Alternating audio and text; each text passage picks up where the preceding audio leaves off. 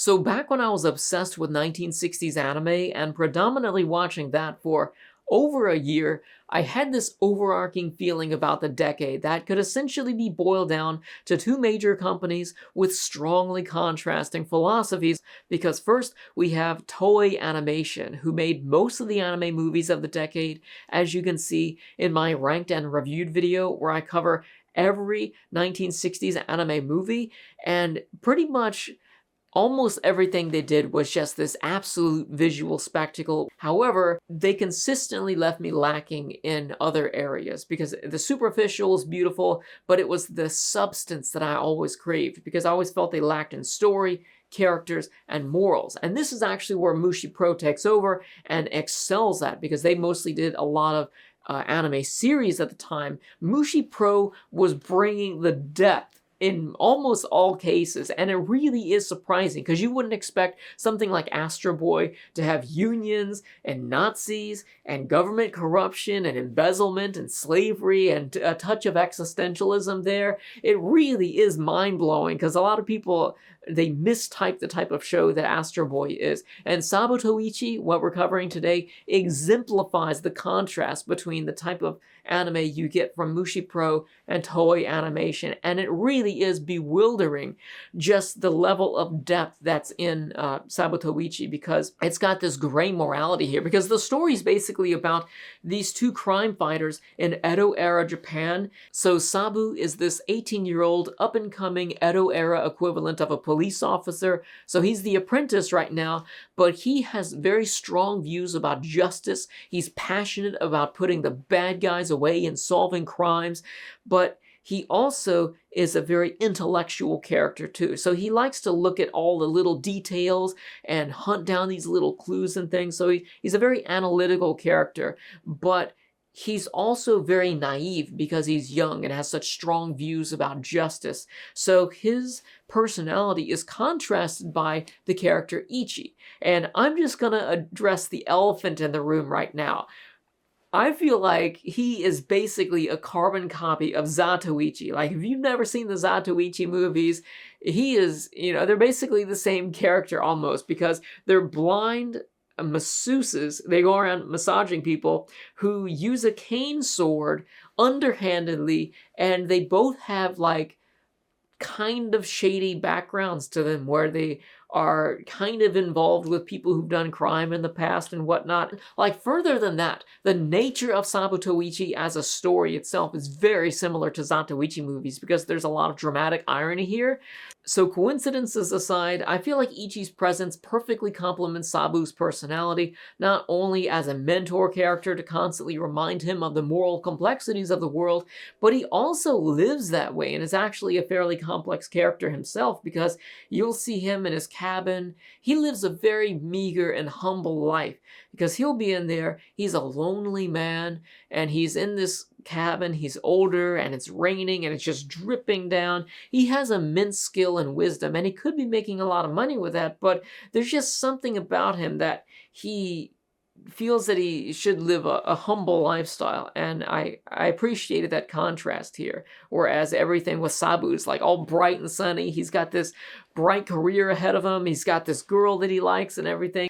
But the nature of the episodes in itself were typically, I found them to be really enjoyable because, like, if you've ever seen the Zatoichi, it's like I said, it's a very similar dramatic irony to a lot of the episodes where there will be this very honorable character, a very likable character, and it turns out that they're doing something bad, that they're hiding some crime, or maybe they're uncovering like clues to find the bad guy, and it turns out that the bad guy is really just trying to do the right thing and they're being selfless and they end up suffering for it. So Sabu Ichi is 52 episodes in total, and I really wanted to review this back when I was doing all of the 1960s anime videos because it was my favorite anime series of the decade, which I think says a lot considering all that I've seen. But I just had mental hang-ups about what I reviewed because Sabu Ichi is a single series that is an incomplete translation. Unfortunately, only 32 episodes are translated as of right now in English, and I think they're fan subs too, so I don't think its incompleteness is necessarily a bad thing. I think it's a very good thing that I was at least able to watch it and understand it and appreciate it, because I did have a good time with this, and I think it says a lot when an incomplete translation is my favorite of the decade.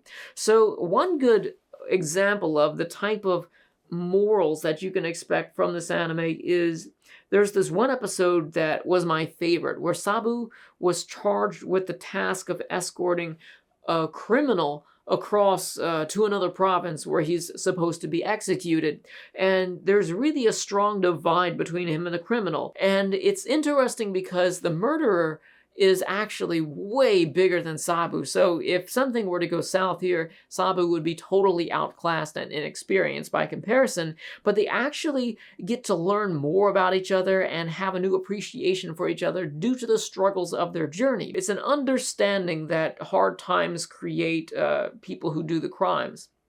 So this episode beautifully exemplified that. But aside from just a lot of the moral irony and complex morality that you find in the anime, it's also got some, probably, I would go out on a limb and say, some of the best action that an anime series had of the decade as well. Sure, you would say that, I guess, the most enjoyable action would be from Speed Racer and also Judo Boy, because it's just so over the top and in color and everything. But Sabu Ichi, after watching Astro Boy and 8-Man and a lot of the other Cyborg 009 and a lot of the other action-oriented shows of the 60s, this really did good. The animation wasn't very fluid, but what they excelled in was storyboarding, the camera angles, the way that they presented it. It felt like I was watching a Zatoichi movie. I keep going back to that, but that's how the sword fighting is here. Sabu Toichi also had this very distinctive direction to it where they would mix in live action footage with the animation. As someone who has this long-time love for black and white samurai movies, I felt right at home watching this. In at least one case, they mixed in live-action footage during a fight. It was beautiful, just seeing them run across the beach on the sand like that. I'll include footage here so you can see it. It really is remarkable and not something that you see in many anime, especially when you consider the path that anime took over the decades until now. Like, you don't see live-action footage hardly anymore, and if you do, people ridicule it for that. But I thought it was a thing of beauty. So, Sabu Toichi, I watched the 32 episodes of the anime, but then I started reading the manga. And, you know, the anime was pretty mature. It had blood and killing in it. It had one scene where a guy commits seppuku, you know, harakiri, he slits his belly and all the blood comes out. They did cuts in between, so it wasn't like super graphic, but you really know what happened there. There's nudity in Sabu Toichi, the anime.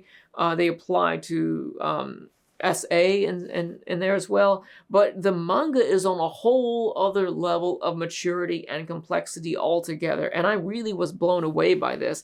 Unfortunately, I didn't finish the manga. I don't know how much of it is translated. So what I liked about the manga, at least within its first volume, is that it was far more complex by comparison to the anime, because it's just within its nature. You can cram so much dialogue into a single page, but you're limited to 24 minutes per an episode, and it takes time for people to say all these things, whereas you can have as much dialogue as you want in a manga, even if your pages are limited there. It didn't really feel crammed and overwhelming, but they would use space in between the panels to explain things about ancient Japanese culture, and I thought that was really cool, because some of the things I didn't know, the way that they align some of the panels here for the fights, they did a really good job there. My problem with the manga, though, is that it seems like things get more simple as you go on. So the second volume, and it seems like the third volume, it seems like the mysteries are less elaborate.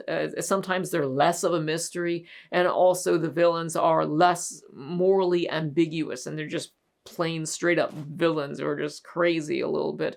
And that was really weird. And especially because the second volume was like comically bad at sometimes, because like there was this guy, let me just tell you about this. There was this guy who was kidnapping all of these babies and then killing them because he was this low-born guy. He was low class, but he somehow married this woman who was both beautiful and of higher classes. But he he couldn't control her when when she was having her time of the month. So she would go on her period and just go crazy. And she would want a baby during this time period. So he was like, well, I better go get her a baby. So he steals a baby once a month and gives it to her. And then when she's off of her period, she's like, get that thing out of here. And he takes the baby and he goes and buries it outside every month. And there's this scene where he was like, I can't control her. I can't control her. So he's like, has her naked, tied up. And he's like whipping her. And then the Sabu and Ichi walk in. And he's like got her ass cheeks spread. And his face is like buried. It really like, you know, I go in depth on this one where I didn't go in depth about the stuff that I liked. But I really needed to explain why it was comically bad. It just, there are things like that in the second volume that, you know, I feel like if you're gonna read Sabuto Ichi, enjoy the first volume of it. It was really good.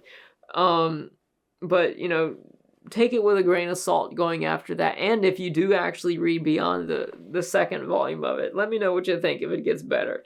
Because I stopped reading it, honestly, because I was losing interest. Because I just felt like things were not as good as they were in volume 1, or as good as they were in the anime at that point. So I felt like the anime was better than the remainder of the volume 2, and it felt like volume 3 was getting better, but still.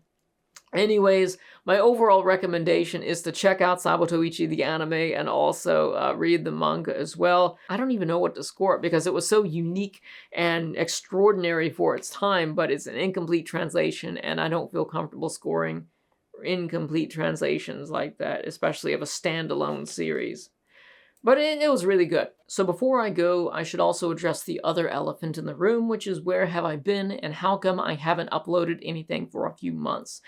Well, it wasn't my intention, and it certainly wasn't for lack of trying, because I actually did record several videos, some of them, a lot of them being anime reviews, and I just was in this bad mood. I felt like nothing was good, and it just felt like the effort of finishing the edit of these videos was greater, far greater than the quality of what was said in the video, so I just didn't upload them back to back to back.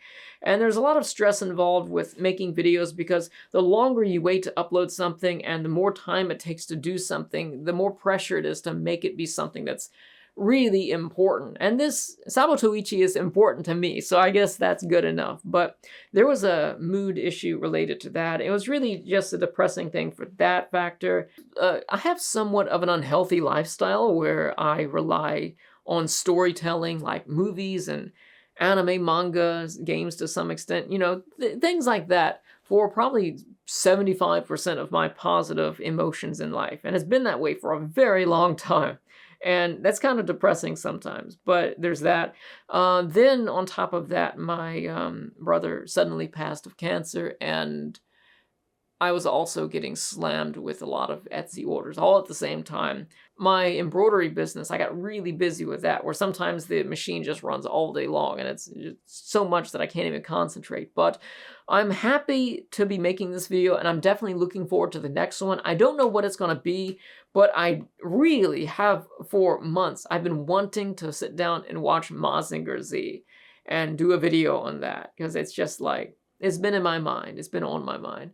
So I don't know what I'll do next, but I do plan on doing something fairly soon because I really don't like having an absence in video making. So I guess one more thing I can add is that my embroidery has actually progressed a lot in the meantime. I actually made this wallet from scratch. It's fabric, cotton, and I wanted my embroidery to go beyond just patches because patches are just a little thing.